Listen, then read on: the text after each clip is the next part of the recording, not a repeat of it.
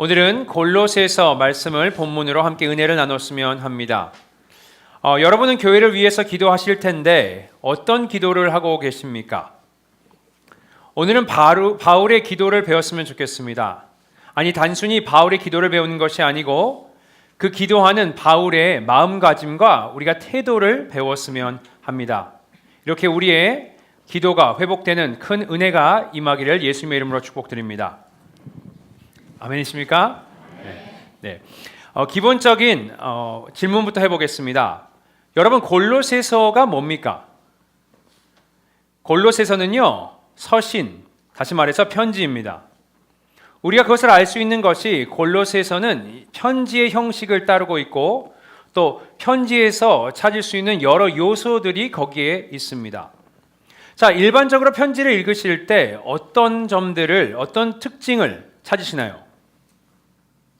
아마 가장 기본적으로 발신자, 편지를 쓴 사람의 이름, 그가 누구인가에 대해서 나올 거고요. 또 수신자, 그 편지를 받아서 읽을 사람이 누구인지에 대해서도 등장할 겁니다. 또 편지에서 자주 등장하는 인사말 같은 것들이 있잖아요. 그것도 우리가 기대하면서 볼 수 있을 겁니다. 자, 골로새서도 편지이기에 이런 요소들이 다 포함되어 있습니다. 한번 함께 살펴봤으면 좋겠는데요.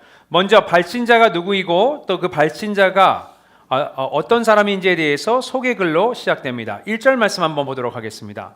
함께 읽겠습니다. 시작. 하나님의 뜻으로 말미암아 그리스도 예수의 사도된 바울과 형제 디모데는. 이미 말씀드렸지만 이 편지를 쓴 사람 발신자의 이름은 바울이고요. 바울은 자신을 뭐라고 소개하죠? 사도라는 타이틀을 주면서 소개합니다. 자, 사도라, 헬라어로 아포스톨로스, 말 그대로 보냄을 받은 자, sent 이런 뜻입니다. 자, 보냈다는 것은 누군가 보낸 사람이 있다는 거죠, 그죠? 그럼 보낸 사람이 누구입니까?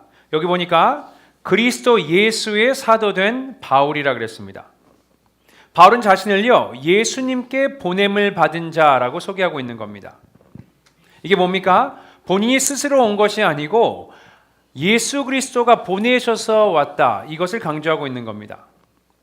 그리고 이런 말도 덧붙였습니다. 시작에 하나님의 뜻으로 말미암아라 그랬습니다. 자신이 보냄을 받고 사도가 된 것은 본인 스스로의 뜻이 아니고 하나님 아버지의 뜻이었다라는 것을 강조합니다. 이렇게 바울은요, 자신을 소개할 때 스스로의 의지나 자신의 뜻으로 사도가 된 것이 아니고 하나님의 뜻과 또 예수님께서 보내셔서 사도가 되었다. 이 점을 강조하면서 본인을 소개합니다. 자, 이런 바울의 소개가요, 우연이 아니고 일종의 생각해 보시면 설명서 같은 겁니다. 여러분이 뭔가를 새로 사셔서 어떻게 사용할지 모르시잖아요. 그죠? 그때 설명서를 먼저 읽어보시고 이렇게 사용하는 물건이구나라를 우리가 알게 됩니다. 마찬가지로 바울이 이 서신을 쓰면서 이 서신을 읽게 될 사람들이 어떻게 서신을 읽었으면 좋겠다, 어떤 마음가짐을 품었으면 좋겠다, 이것을 염두에 두고 지금 얘기하고 있는 겁니다. 자, 그렇다면 바울의 서신 골로새서를 읽는 사람들은 어떤 마음가짐을 가져야 합니까? 바울이 뭐라 그랬어요? 자신의 의지나 뜻으로 사도가 된 것이 아니고 하나님의 뜻으로 또 예수님께 부르심을 받아서 이곳에 왔다, 글을 쓴다라고 강조합니다. 그것은 앞으로 그들이 읽을 내용이 바울 본인의 생각이나 본인의 오피니언이 아니고 하나님의 말씀일 것이고 그리스도의 명령이다, 이런 부분을 강조하고 있는 겁니다. 바울은 스스로를 칭해서 그냥 메신저, 그죠? 메시지를 전달하는 그런 역할을 가진 자라고 얘기합니다. 자, 이런 면에서 봤을 때는 이 말씀 골로새서의 저자, 발신자는 사실 바울이 아니고 예수 그리스도, 하나님이신 것입니다. 또 바울은 발신자에 대해서 언급할 때 본인뿐만 아니고 한 명 사람을 더 등장시키는데 그게 누구입니까? 형제인 디모데라 그랬습니다. 제가 이것을 보면서 이런 생각을 해봤어요. 왜 굳이 디모데를 언급했을까? 왜냐, 굳이 그럴 필요가 없거든요. 이 말씀의 내용을 보시면요, 다 바울이 쓴 것이지 디모데가 실제로 기여한 것이 없습니다. 자, 그렇다면 왜 디모데를 언급했을까? 제 생각에는요, 디모데를 증인으로 세우고 있는 것 같습니다. 뭐예요? 바울이 하나님의 뜻으로 사도가 됐고 또 예수님께 부르심을 받아서 보냄을 받은 자다. 이 부분을요, 본인 혼자만 주장하고 있는 것이 아니고요, 그곳에는 증인이 있다는 겁니다. 디모데가 많은 시간을 예수 그리스도와 함께 바울과 함께 시간을 보냈으므로 이제 바울이 누군지 증명한다. 모르겠어? 디모데한테 물어보면 돼. 이렇게 얘기하고 있는 것 같습니다. 자, 이렇게 바울은요, 오늘 본문에서 발신자를 소개합니다. 그리고 그 두 번째 특징인 수신자에 대해서도 이렇게 얘기합니다. 2절 한번 같이 읽어볼까요? 읽습니다. 시작. 골로새에 있는 성도들 곧 그리스도 안에서 신실한 형제들에게 편지하노니 그랬습니다. 자, 바울의 편지 골로새서의 수신자는 누구죠? 골로새 교인들입니다. 자, 골로새 교인들을 이야기할 때 두 가지 소개를 했는데 첫 번째는 성도들이라 했습니다. 자, 성도란 뭡니까? 말 그대로 거룩한 자들이란 뜻입니다. 제가 2주 전에도 말씀드렸지만 이들을 거룩한 자, 성도라고 부르는 것은 그들이 뭐 특별히 착해서 선한 일을 많이 해서 아니면 율법을 잘 지켜서가 아닙니다.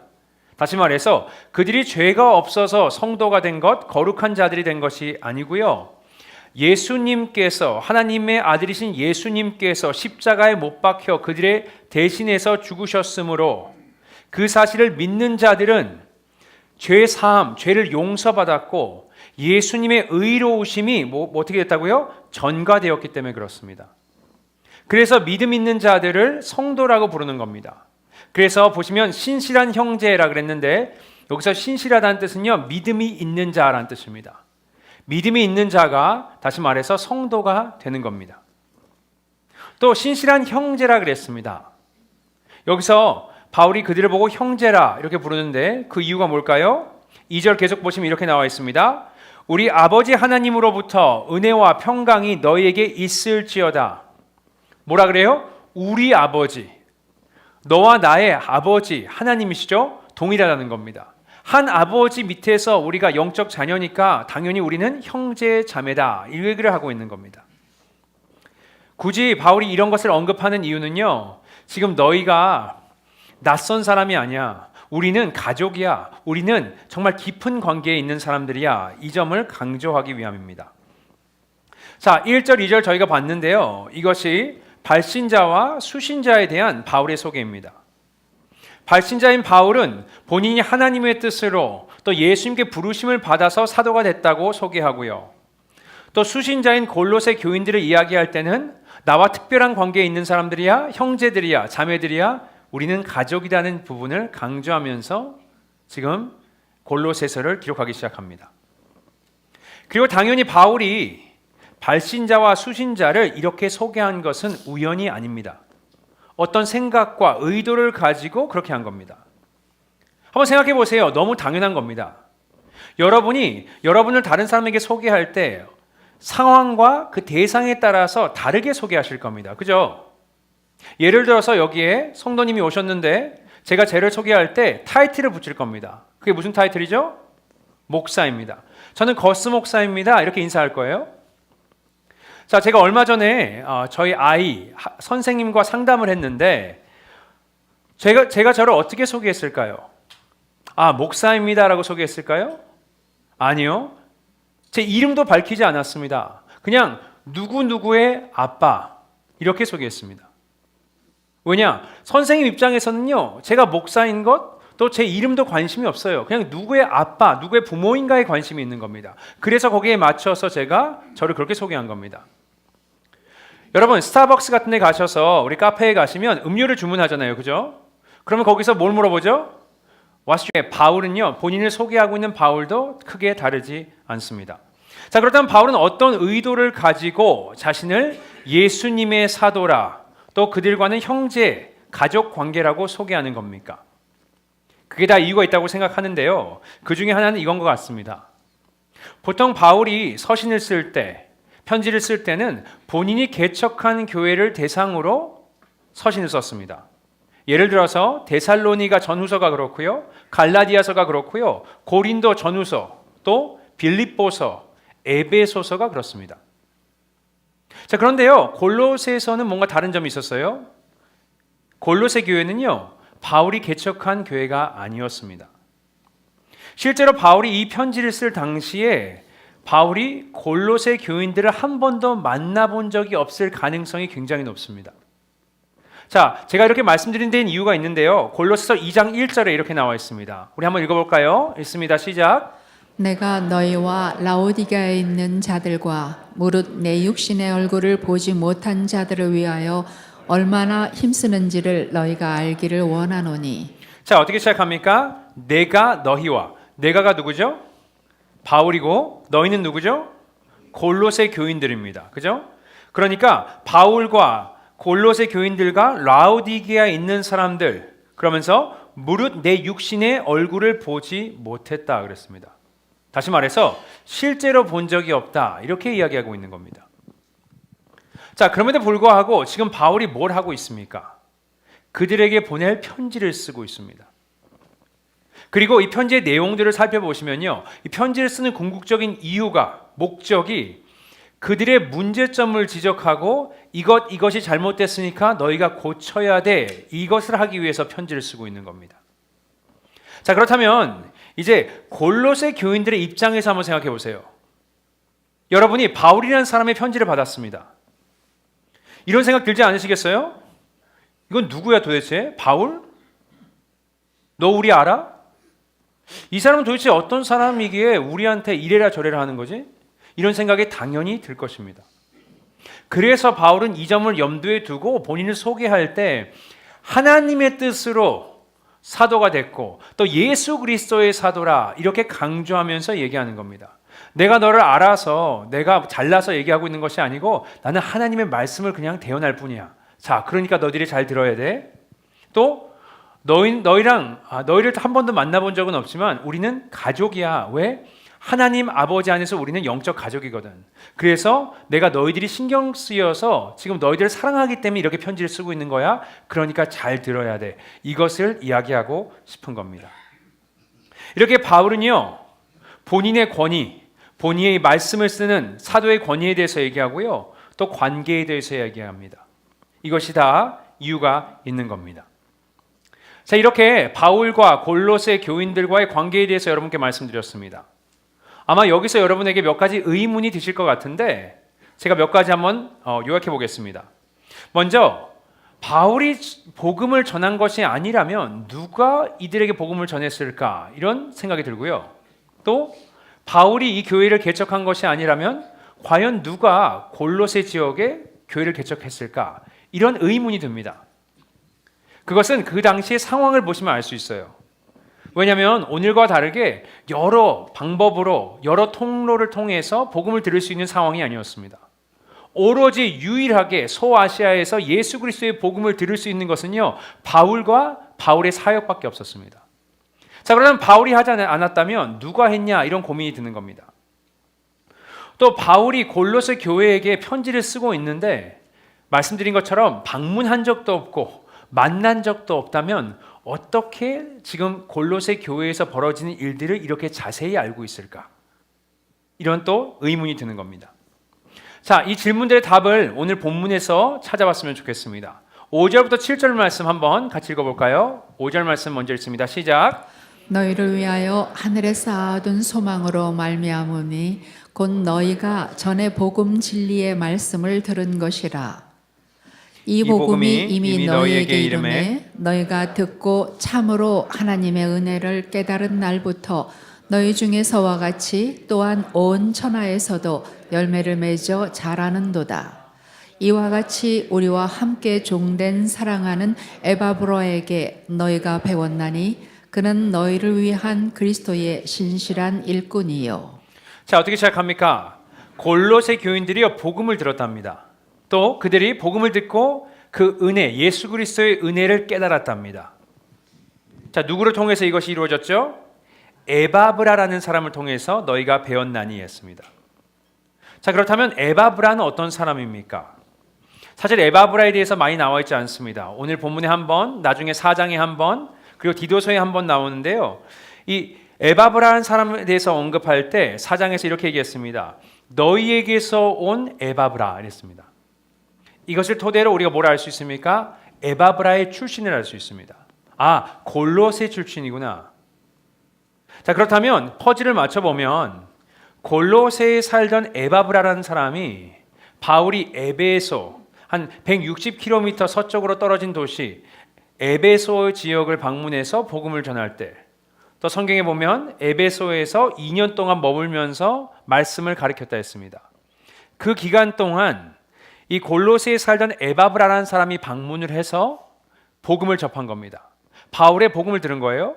그리고서 어떻게 됐습니까? 그것을 받아들이고 바울의 제자가 된 겁니다. 이렇게 예수님을 만난 에바브라 어떻게 합니까? 자신의 도시로 다시 골로새로 돌아와서요, 거기서 복음을 전한 것 같습니다. 복음을 전하니까 믿는 사람들이 생겼겠죠. 믿는 사람들이 생기니까 교회가 개척됩니다. 그리고 교회가 개척되니까 뭐가 필요하죠? 목회자가 필요하겠죠. 그래서 얼마 기간인지는 모르지만 지금 에바브라가 거기서 목회자로 활동한 것 같습니다. 혼자 한 것은 아니고요, 바울과 계속 관계를 유지하면서 멘토링을 받으면서 이렇게 사역을 한 것 같습니다. 그건 오늘 본문에 봐도 알 수 있죠. 지금 사도 바울이요, 로마에 잡혀 있습니다. 감옥에 갇혀 있는데 지금 에바브라가 바울을 방문해서 지금 골로새에 어떤 일들이 벌어지고 있는지, 골로새 교인들이 직면한 문제에 대해서 얘기했고요. 이제 바울이 그 에바브라가 제기한 그 문제에 대해서 해결책을 적으면서 쓴 것이 바로 뭐죠? 골로새서인 겁니다. 자, 그럼 골로새 교회는 어떤 문제들이 있었을까? 어떤 리포트를 받았죠? 여러분, 문제가요, 한두 개가 아니었습니다. 그중 가장 심각한 문제라고 생각되는 것은 그들이 거짓 가르침, 이단적 사상을 받아들이기 시작했습니다. 그것도 한 종류의 이단이 아니에요. 여러 사상들과 이단들과 철학들이 짬뽕이 돼서요, 그들이 배우기 시작합니다. 몇 가지 예를 들어 드릴게요. 유대주의자들이 들어왔습니다. 이 자들이 교회에 들어와서 너희들이 구원을 받기 위해서는 예수님을 믿는 것만으로는 충분치 않다. 너희들이 유대인이 되어야 한다. 이렇게 얘기했습니다. 그래서 모세 율법을 지켜야 하고 남자는 뭐래 합니까? 할례를 행해야 한다. 또 종교 절기를 지켜야 되고 의식을 행해야 한다. 이렇게 이야기했습니다. 그러니까 이 사람들이 혼돈되는 거예요. 어떻게 해야 되지? 우리가 들은 거와는 좀 다른데, 그들에게 바울이 이렇게 이야기를 합니다. 골로새서 2장 11절 또 16절 한번 보도록 하겠습니다. 읽습니다. 시작. 또 그 안에서 너희가 손으로 하지 아니한 할례를 받았으니 곧 육의 몸을 벗는 것이요 그리스도의 할례니라. 16절입니다. 그러므로 먹고 마시는 것과 절기나 초하루나 안식일을 이유로 누구든지 너희를 비판하지 못하게 하라. 뭐라고 얘기합니까? 율법에서 요구했던 육신의 할례는 더 이상 받을 필요가 없다. 또 레위기에 나오는 여러 음식법도 너희는 더 이상 따를 필요가 없다. 유대 절기나 안식일도 예전에 지켰던 것처럼 지킬 필요 없다라고 얘기합니다. 또 신비주의도 문제였습니다. 그들이 뭘 했는 줄 아세요? 천사들을 숭배합니다. 그래서 바울이 이런 얘기를 하는 겁니다. 골로새서 2장 18절에 이렇게 나와 있습니다. 아무도 꾸며낸 겸손과 천사 숭배를 이유로 너희를 정죄하지 못하게 하라 했습니다. 이렇게 모여서 사람들이 천사를 숭배하기 시작하는 겁니다. 골치가 아픈 거죠. 근데 그게 다가 아닙니다. 영지주의도 문제였습니다. 자, 영지주의는 초대교회에 큰 문제가 됐는데 그 중에 이런 주장을 했습니다. 물질적인 것, 육신적인 건 무조건 악한 것이다. 소망이 없다. 영적인 것만이 선하다. 이렇게 얘기했습니다. 그래서 이들이 어떻게 했냐고요? 극단적인 금욕주의에 빠졌어요. 그래서 영적으로 순결해지기 위해서 자기 몸을 치면서 가혹하게 되었습니다. 이렇게 이단적 사상, 거짓 가르침이요, 지금 골로새 교인들에게 침투한 겁니다. 다시 말해 그들이 얘기하는 예수 그리스도의 복음이, 믿음이 흔들리기 시작한 겁니다. 문제가 또 있었어요. 이번 문제는요, 어떤 그리스도인들은 이제 자기의 삶이 변했는데 예전 모습으로 돌아가는 성향이 가진 자들이 있었습니다. 그래서 예수를 믿기 전에 했던 행동을 다시 하기 시작해요. 음란한 행동을 합니다. 부정을 일삼습니다. 정욕과 탐심이 가득했던 그 시절로 돌아가기 시작합니다. 그래서 그들에게 바울이 이런 말을 합니다. 골로새서 3장 5절에서 10절 말씀 읽도록 하겠습니다. 시작. 그러므로 땅에 있는 지체를 죽이라. 곧 음란과 부정과 사욕과 악한 정욕과 탐심이니 탐심은 우상 숭배니라. 이것들로 말미암아 하나님의 진노가 임하느니라. 너희도 전에 그 가운데 살 때에는 그 가운데서 행하였으나 이제는 너희가 이 모든 것을 벗어버리라. 곧 분함과 노여움과 악의와 비방과 너희 입에 부끄러운 말이라. 너희가 서로 거짓말을 하지 말라. 옛사람과 그 행위를 벗어버리고 새 사람을 입었으니 이는 자기를 창조하신 이의 형상을 따라 지식에게까지 새롭게 하심을 입은 자니라. 했습니다. 뭐라 그럽니까? 땅에 있는 지체를 죽여라. 전에 했던 일 그만해. 너는 변했어. 새로운 사람이 됐어. 옛사람을 버리고 옛사람의 행위를 그만해. 새롭게 되라 그럽니다. 왜죠? 다시 계속해서 옛날 모습으로 돌아가는 겁니다. 골로새 교회는 문제가 이게 다가 아니었습니다. 제가 2주 전에도 언급했지만 관계의 문제도 심각했어요. 가정에 가면 싸우는 겁니다. 남편과 아내가 싸워요. 질서도 없고요. 사랑도 없습니다. 배려도 없어요. 또 자식과 또 부모에 문제가 생겼습니다. 갈등이 있는 거예요. 자식은 더 이상 부모를 존경하지 않고 또 부모는 자녀를 화나지 않게 잘 이끌지 못하는 겁니다. 일터에서도 문제가 생겼어요. 또 교회 안에서도 분열이 일어나기 시작합니다. 관계의 문제가 너무 심각한 겁니다. 그래서 바울이 뭐라고 했습니까? 서로에게 긍휼을 베풀고 자비와 겸손과 온유와 오래 참음을 입으라 그랬습니다. 또 서로를 사랑하고 용서를 구하고 서로를 또 용서하라고도 얘기했습니다. 자, 문제가 한두 개가 아니죠. 그죠? 이렇게 바울은 자신이 가르치고 있는 에바브라를 통해서 골로새 교회에 지금 현재 무슨 일들이 벌어지고 있는지에 대해서 리포트를 받습니다. 이때 바울이 느낀 감정은 어땠을까요? 이렇게 오늘 성경에서는 묘사합니다. 골로새 2장 1절에 이렇게 나옵니다. 내가 너희와 라오디게아에 있는 자들과 무릇 내 육신의 얼굴을 보지 못한 자들을 위하여 얼마나 힘쓰는지를 너희가 알기를 원하노니 했습니다. 자, 뭐 한다고요? 힘썼다 했습니다. 여기서 힘썼다는 것은 단순히 노력을 했다, 열심히 일을 했다라는 의미가 아니고요. 헬라어로 보면 아곤, 전쟁을 치르고 있다 이런 의미입니다. 어디에서 전쟁이 일어났어요? 바울의 마음에서 지금 전쟁이 일어난 겁니다. 이게 바울이 얼마나 힘들었는지, 심정이 얼마나 불편하고 고통스러웠는지를 나타내는 말씀입니다. 왜죠? 바울도 아는 거예요. 이 문제들이 정말 너무 많고 심각함을 지금 인지한 겁니다. 이렇게 지금 골로새 교회에 심각한 문제들이 많이 있었습니다. 이런 생각을 해봤어요.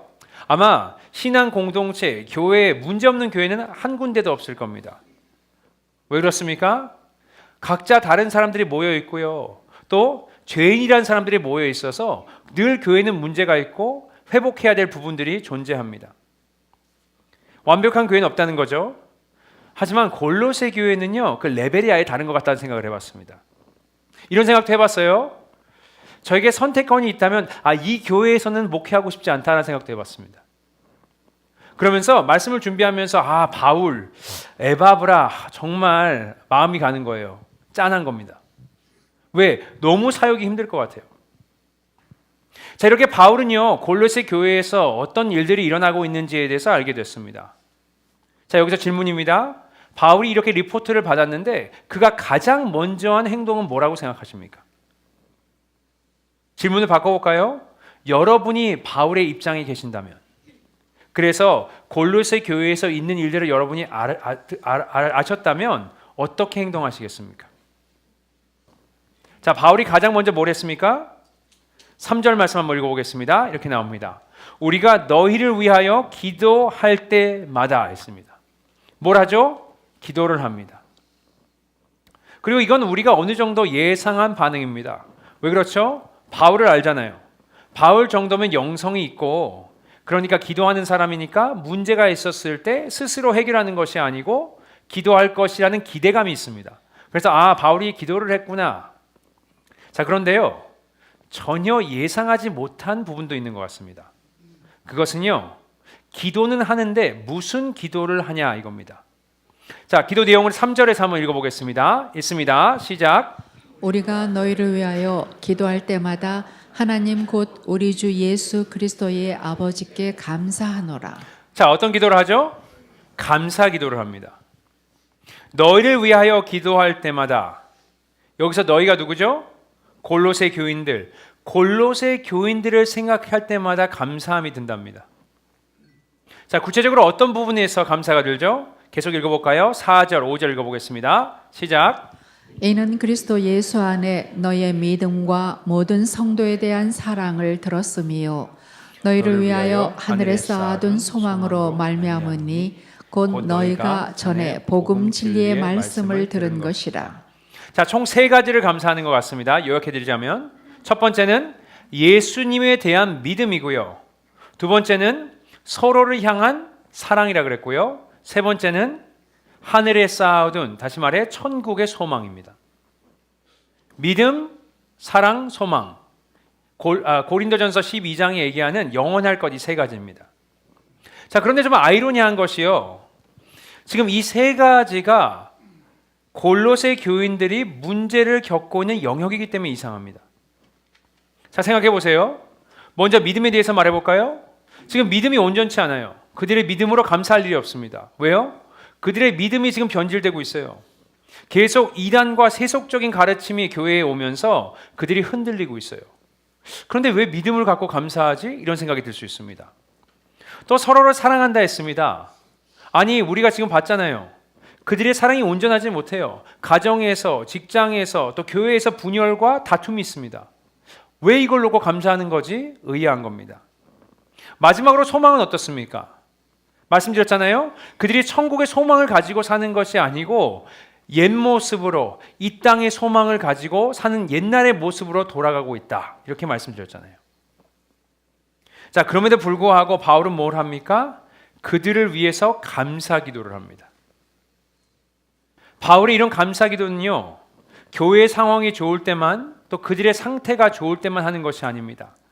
그래서 3절에 보시면 이렇게 시작하죠. 우리가 너희를 위하여 기도할 때마다 always, 항상 그렇게 감사한다는 겁니다.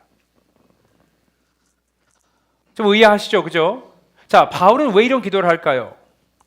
그냥 뭐 이 정도면 됐으니까, 좋은 게 좋은 거니까, 성도들이 좀 죄를 지어도 적당히 타협하기 위해서 그냥 넘어가는 겁니까? 아니요, 그렇지가 않습니다. 절대 그렇지가 않습니다. 자, 그것을 알 수 있는 부분이요. 지금 감사 기도로 기도를 시작했는데 감사 기도로 끝나지 않고 지금 간구 기도로 바뀌기 시작합니다. 자, 어떤 기도인지 살펴보겠습니다. 9절에 이렇게 나와 있습니다. 이로써 우리도 듣던 날부터 너희를 위하여 기도하기를 그치지 아니하고 구하노니 너희로 하여금 모든 신령한 지혜와 총명에 하나님의 뜻을 아는 것으로 채우게 하시고 했습니다. 믿음을 위해서 간구합니다. 이단의 거짓 가르침에 흔들리지 않고 여기 보니까 모든 신령한 지혜, 하나님의 지혜로 그들이 풍성하게 채워지기를 위해서 기도합니다. 다시 말해서 그들이 믿음으로 잘 쓸 수 있도록 이단에 흔들리지 않도록 기도를 합니다. 또 10절에 이렇게 나와 있습니다. 주께 합당하게 행하여 범사에 기쁘게 하고 모든 선한 일에 열매를 맺게 하시며 하나님을 아는 것에 자라게 하시고 했습니다. 뭐요? 모든 범사의 모든 것을 하나님께 기쁘게 하기 위해서, 그들의 행위가 바뀌기 위해서 그들의 소망이 더 이상 땅에 있는 것이 아니고 천국 소망으로 또 하나님을 기쁘게 하는 삶을 살게 해달라고 지금 기도하고 있는 겁니다. 자, 11절 한번 같이 읽어볼까요? 있습니다. 시작. 그의 영광의 힘을 따라 모든 능력으로 능하게 하시며 기쁨으로 모든 견딤과 오래 참음에 이르게 하시고 또 사랑이 회복되어서 오래 참음과 견딤으로 관계가 회복되게 해달라고도 기도를 합니다. 이렇게 바울의 의도는 클리어합니다. 그냥 교회에 있는 문제들을 그냥 방치하거나 적당히 타협하자는 것이 아니고요. 그들이 회개하고 돌이켜서 하나님께서 기뻐하시는 삶을 살 수 있게 해달라고 지금 간구하면서 하나님께 기도를 드리고 있는 겁니다. 자, 여러분, 오늘 말씀을 우리가 함께 보았습니다. 이 말씀을 통해서 하나님께서 여러분에게 주시는 메시지가 뭐라고 생각하십니까? 제가 깨달은 부분이 있는데요. 제가 깨달은 것은 우리가 교회를 바라보고 교회를 대하는 태도가 변해야 한다는 겁니다.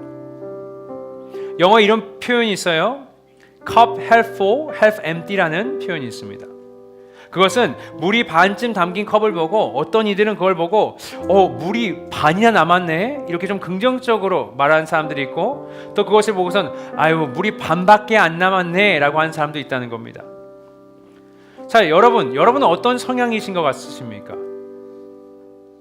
저는 생각해 봤는데 개인적으로는 좀 cup half empty인 것 같습니다. 문제점이 보여요. 좋은 점만 보이는 게 아니고요. 이만큼이 부족한데 그걸 어떻게 채우지라고 생각합니다. 교회를 봐도 마찬가지입니다. 교회를 보면서 이 점이 문제구나. 하나님의 뜻대로 교회가 세워지기 위해선 이런 부분이 개선돼야 되겠구나. 우리가 말을 더 조심해야겠구나. 저한테도요. 또 성도를 보면서도 그렇게 생각합니다. 또 이런 부분에서 우리가 잘하고 있지만 더 잘할 수 있겠구나. 하나님 때 더 합하게 우리가 교회가 세워지려면 이런 일들을 해야겠구나. 선교를 잘하고 있지만 이런 부분은 부족하구나. 더 열심히 해야겠구나. 이런 생각들이 듭니다. 저만 이런 생각이 드나요? 아니겠죠? 네. 그런데 이런 저 같은 사람들의 문제점이 있어요. 그게 뭔지 아십니까? 마음에 감사를 잃을 때가 있다는 겁니다. 그래서 하나님께서 제가 말씀을 준비하면서 저희도 주셨던 마음이 감사를 회복하라는 거예요. 공동체를 향한, 성도들을 향한 감사가 회복되라는 거예요. 그러면서 하나님께서 제가 기도를 하는데 지난 2년 동안 제가 한국교회에 오고 2년 동안 있었던 일을 다 생각나게 하셨습니다. 정말 짧은 시간이지만 많은 일이 있었던 것 같아요. 하나님께서 놀라운 일을 하셨습니다. 예수님을 모른다고 하는 사람들이요, 예수님을 만났어요.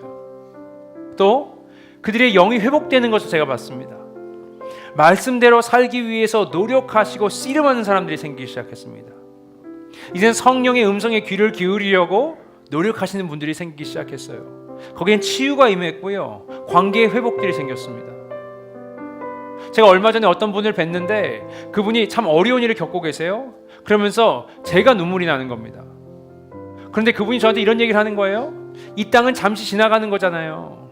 목사님이 저번에 halftime이라는 설교를 하셨는데 그러면서 내가 하프타임 때 내 삶을 돌아보게 됐어요.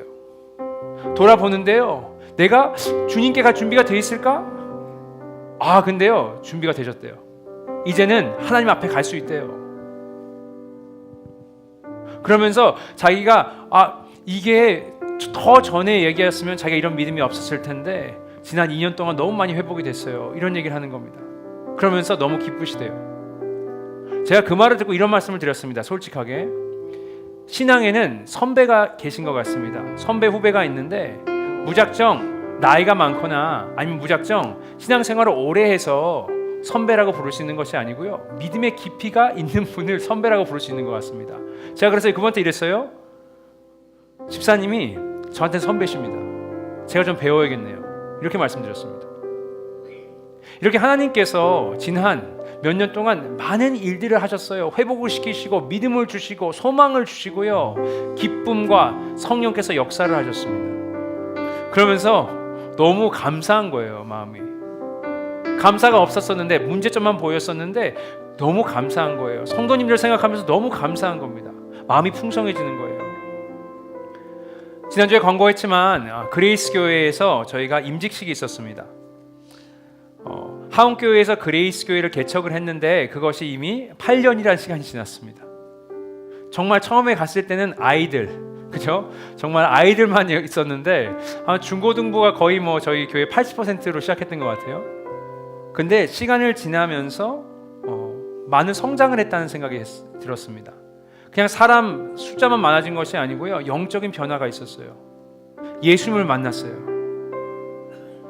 예수님을 모르는 사람들이 복음을 듣고 변했습니다. 마약을 하던 친구가요, 마약을 끊고 예수 그리스도를 찬양하기 시작하고요, 또 치유가 필요한 사람들이 치유를 받았어요.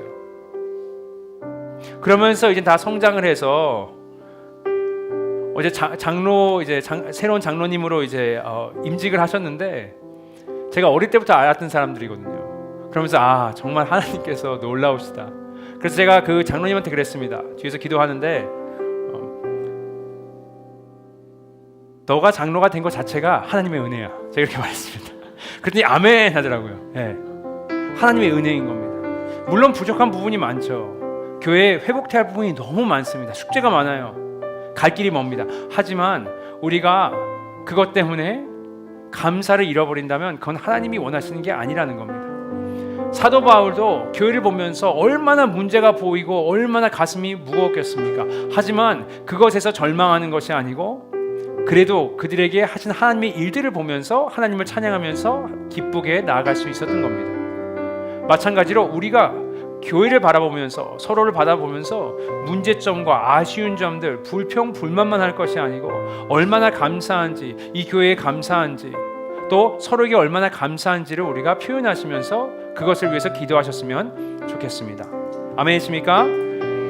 하지만 그것이요, 그냥 나는 지금 이 상태에 만족해 해서 그치는 것이 아니고 감사 기도에서 뭘로 옮겨가야죠? 간구의 기도로 바뀌어야 되는 겁니다. 여러분, 말씀드릴게요. 교회는 변화해야 합니다. 교회라 그러면 여러분이 변화하셔야 돼요. 제가 변해야 되는 겁니다. 목사가 변해야 하는 겁니다. 제가 회개해야 돼요. 여러분이 회개하셔야 됩니다. 성령의 능력으로 우리가 성화가 되어야 돼요. 변화하지 않는 교회, 변화하지 않는 나, 영적으로 고집스러운 나, 여러분 뭐가 되는 줄 아십니까? 이렇게 하면 교회가 박물관이 되는 겁니다. 여러분 박물관 가보셨죠? 그죠? 박물관은 뭐가 있어요? 오래된 것과 죽은 것들밖에 없습니다. 여러분 교회에서는요, 사람들이 변화가 있어야 되고 회개가 임해야 되고 주님 회복이 임해야 하는 겁니다. 이렇게 바울을 본받아서 교회와 성도를 나 자신을 보고 생각할 때 늘 마음에 감사와 또 변화를 추구하는 갈망함이 있으셨으면 좋겠습니다. 여러분 교회만 보실 게 아니고요, 여러분의 삶을 보세요. 생각해 보세요. 하나님, 여러분 문제 많으시죠? 그죠? 앞으로 갈 길이 멉니다. 하지만 하나님께서 얼마나 신실한 하나님께서 여기까지 여러분을 이끄셨는지를 생각해 보세요. 여러분의 기도가요, 한숨이 감사의 기도로 변할 겁니다. 하나님께서 놀라운 일을 하셨어요. 지금 바울이 뭘 하죠? 기도를 합니다. 그냥 글을 적기 전에 기도를 해요. 왜 그렇습니까? 골로새 교인들에게 역사하신 이 변화가요, 하나님 말고는 할 수가 없는 거예요. 또 이렇게 문제가 많은 교회를 통해서 간구 기도를 합니다. 왜죠? 하나님 말고는요, 그들을 바꿀 수 있는 분이 한 분도 안 계시는 거예요.